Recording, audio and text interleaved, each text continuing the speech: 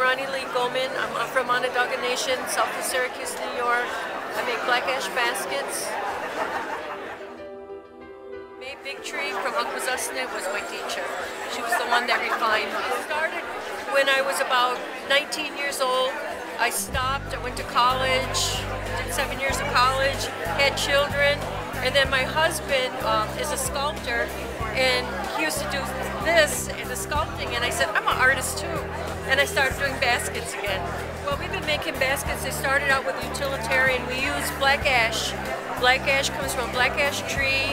What we do is pound it, and then we split it with our knife again and again.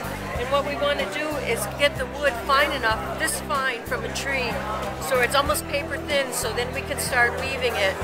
And in July and August I picked sweetgrass, which is this, and I weave it, I braid it, and I weave it in. This is porcupine quill that I weave in, I plait it and weave it in. And this is all moose hair tufting. And then my husband, Stonehorse Goeman, Tonawanda, Seneca, does the sculpting for it. And they're all inspired by our culture. For instance, this basket right here is called Words That Come Before All Else. It's a Thanksgiving address. Before we have a meeting, any meeting or any ceremony, we thank the Creator for everything from the earth to the sky. Very sad because basketry has been part of our culture for a long time. When we get married, we exchange baskets. In our ceremonies, we use baskets. To wash our corn, we use baskets.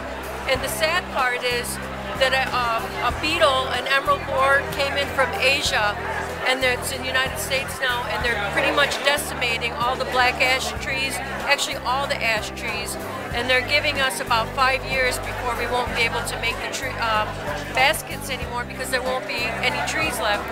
So what they're doing is they're taking the seeds and putting it in a seed bank, but they're guessing that it'll be about 50 years before they can do a reforestation. And by then, we don't think there'll be obviously any basket makers left. It's up and down. It definitely, in the last 2 years, I've seen a difference. I had to go back to work, so I'm doing baskets and working at the same time.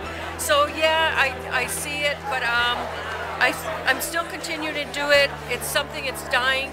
And I feel like it's an obligation to those that came before me, all the basket makers that came before me, to continue this art form.